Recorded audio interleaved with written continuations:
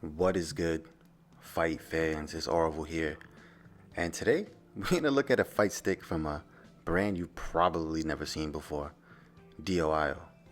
But I'm here to tell you, this is, if not one of, or maybe the best fight stick out right now. It's a certified heater. Let's just say that. You see the screen, you see the materials, the colors, everything about it is on point, meticulously crafted, expert engineering. All right, this is not an ad, but in all seriousness, I love this fight stick, and this is not even mine. I actually was able to pick this up for a friend and do a little review for you guys, but I might have my own coming in the future. So with that being said, let's go ahead and take a look at what's inside. All right, this is the box it comes in. This box is pretty dope. I love this color. I'm gonna go ahead and flip it right over. We're gonna slide everything out. Pretty simple. Sometimes you have boxes that do too much.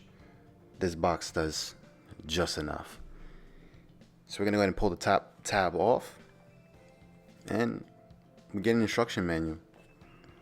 That instruction manual is in Chinese. So if you read Chinese, tremendous. And if you don't, there's English on there for you as well. Pretty quick setup. Shows you the controller. Shows you some hotkeys, how to change the colors, how to change the modes.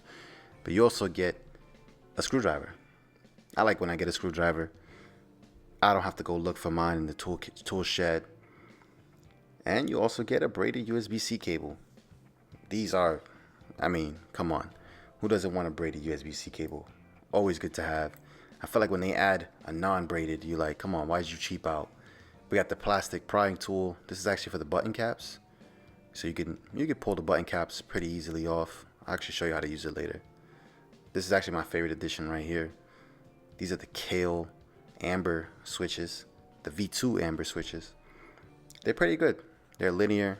I believe they're around 38 grams of force, 1.2 millimeter actuation with a 2.8 millimeter total throw.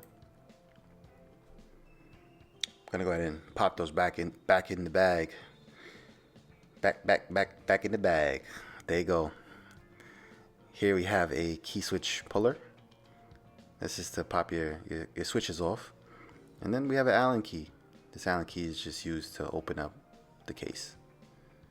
So they give you a lot of accessories, which is awesome. And there's your ball top. So depending on what color you get, the ball top should match. There's a Booter 5 in there from Cosmo. That doesn't come included. That's just for my friend's authentication on PlayStation 5. I'll show you how to install that later. Let's go ahead and pop this bad boy out. Did I mention this thing is super heavy? It's like 8.5 pounds. Dumb heavy, but I love it, especially if you're playing on desk or your lap. It just doesn't move. It's like a rock. It's like a little baby Geodude. But let's go ahead and pull this plastic off, and we can see everything for all its glory. There it is. I'm telling you, you gotta see this thing in person. It's a really pretty fight stick. Like, the materials feel insane. Even the button caps, those are PBT button caps. Very, very high quality. And this is the aluminum ball top that's included. There's two variations on their website. There's an aluminum hollow and aluminum solid. I'm not sure which one is included actually. I can reach out to them, but it feels super sturdy. It feels super duper good. Let me stop chatting. Let's hear how it sounds.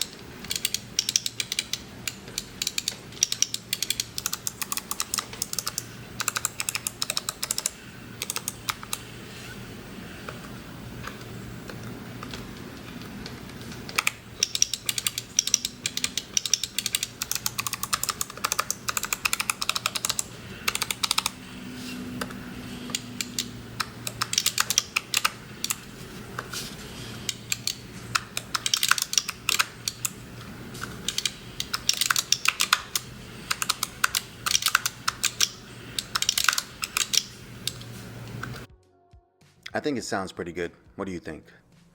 Now, sometimes As a stick player, or as any fighting game player, that button does not come out, but you knew you pressed it. This included screen helps you see what buttons you press, what mode you're in, what direction your stick is in, how many buttons are active, if you have SOCD enabled, and if you're using the D-pad, left stick, or right stick. Super duper helpful, and I love that it's on there. Okay, so here I'm just opening up the controller. There's 8 screws on the bottom. There's a cutout for the flathead screwdriver to tighten the ball head, and there's another cutout for putting this stick into boots out mode. You actually don't have to use that. You can do it totally through the web configurator. But here I'm just removing the screws. One thing I really like about the bottom here is the 8 included rubber feet. They do a great job at keeping it stable on your desk or on your lap.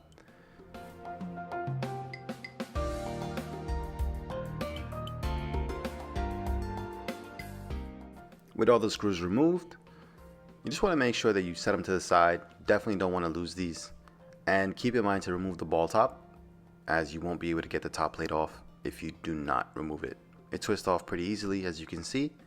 And you're going to see when I remove the top plate off, there's a acrylic piece that's actually placed around the rim of the top chassis.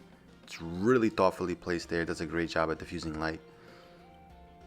So moving on, we're going to take a look at the stick itself. And overall, there's just 4 screws you have to take out. You can use a Phillips head screwdriver.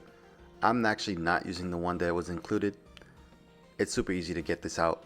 But one thing I want you to pay attention to here is that acrylic piece below the buttons.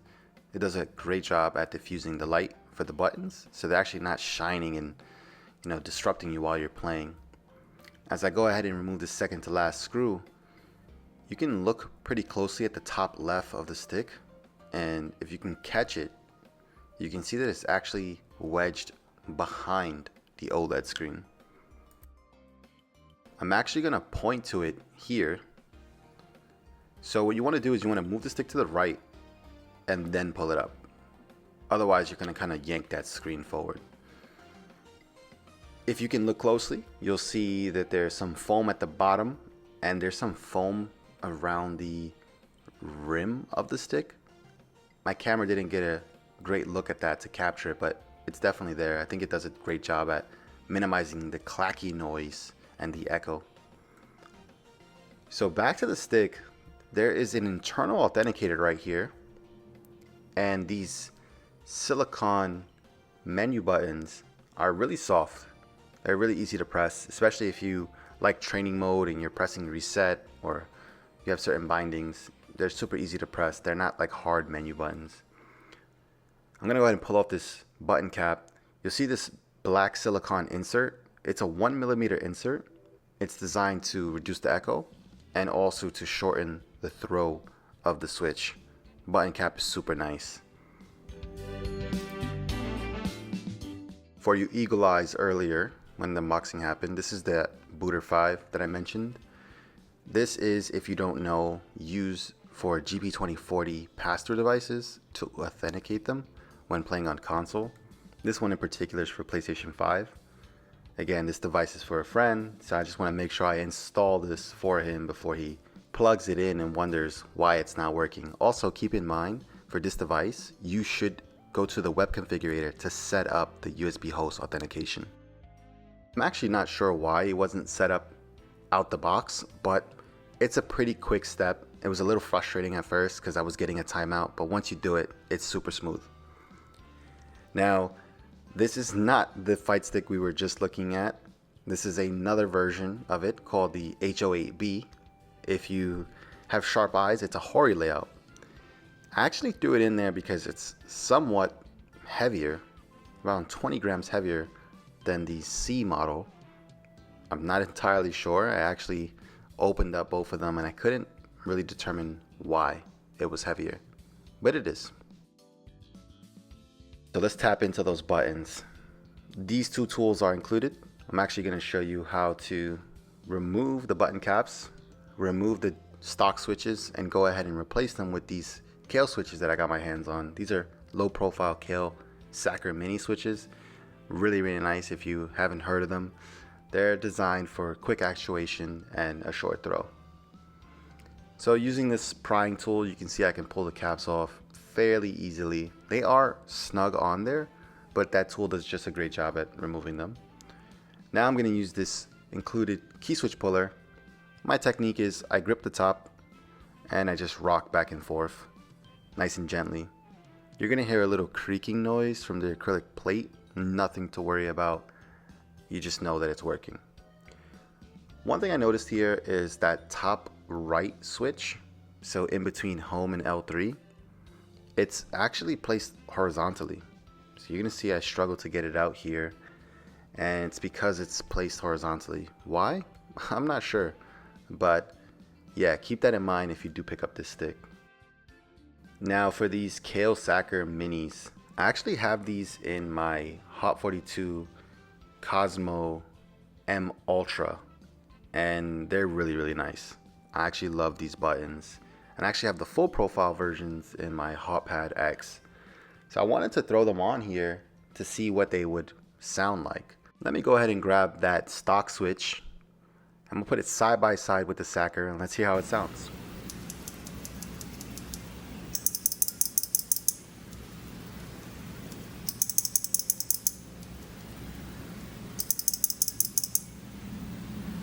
Comparing with the stock switches, which are clicky, they do come off as silent. These are not silent switches, but they are linear and quick actuation and short throw. But they definitely do make a difference when you're going ahead and testing them out. You can see right here I actually made a mistake and put the switch in vertically when it should be mounted in horizontally. So just again, keep that in mind when you're putting back those switches. But back to the switch, the stock ones are the 𝐏𝐥𝐚𝐲𝐥𝐢𝐬𝐭 Autumn, and they are clicky, but they do give you a set of 𝐏𝐥𝐴mber, which are linear like these, so they should have a similar sound profile, but they are not short throw or considered quick actuation for low profile standards. With the new switches now popped in, I'm going to go ahead and add the button caps. I actually put these on incorrectly, but that's neither here nor there. The main goal is I actually want to hear how they sound in comparison to two other sticks, the Quamba Titan and the HotPad X.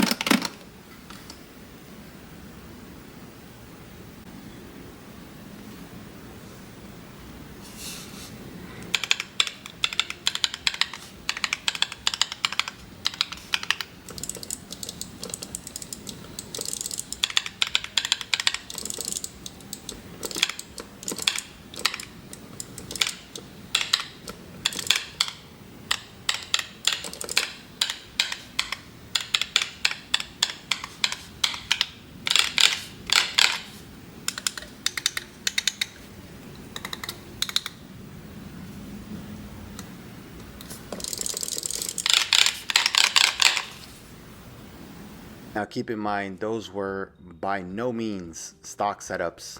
Those were Quamba KS buttons with a silent sanwa, and the Hotpad X actually had 𝐏𝐥𝐚𝐲𝐥𝐢𝐬𝐭 full profile switches and hide mountain clicky switches from 𝐏𝐤 inside of the stick. With that being said, I went ahead and plugged in the DOIO H08C. We're gonna see how it looks powered on. And look at that, gorgeous. I really like how the screen pops out on this black and green stick, the claw colorway. And lifting it up here, you can see just how well done that diffuser is for the rim lighting. It really adds a beautiful pop. Up on top, that's me actually messing around with the rocker dial. And you can see that as I mess around with it, the colors change. They go from solid color to breathing to color rotation to that aurora effect you just saw. Pretty easy to do. But keep in mind, the button color shifting is done a different way. There's actually in the manual instructions that explains how to do this. It's done by pressing a combination of start and select, and then X for mode change, Y for brightness, and then RB for color. Slightly different, but really easy to do. Alright, so what do I think? It's gas. This stick is honestly tremendous. Aluminum alloy, PBT, RGB, everything. It has it all. It even has customizability options for the switches, button cap colors. You can change the stick out, the ball top, everything. It's all on their website. I really like this stick. This one's actually not mine, but I will be getting my hands on my own soon and doing a more comprehensive review with some better editing and just a better breakdown on the features and why I think you should pick one up. But if you do have any questions, feel free to leave them in the comments below and I'll try to answer as many as I can.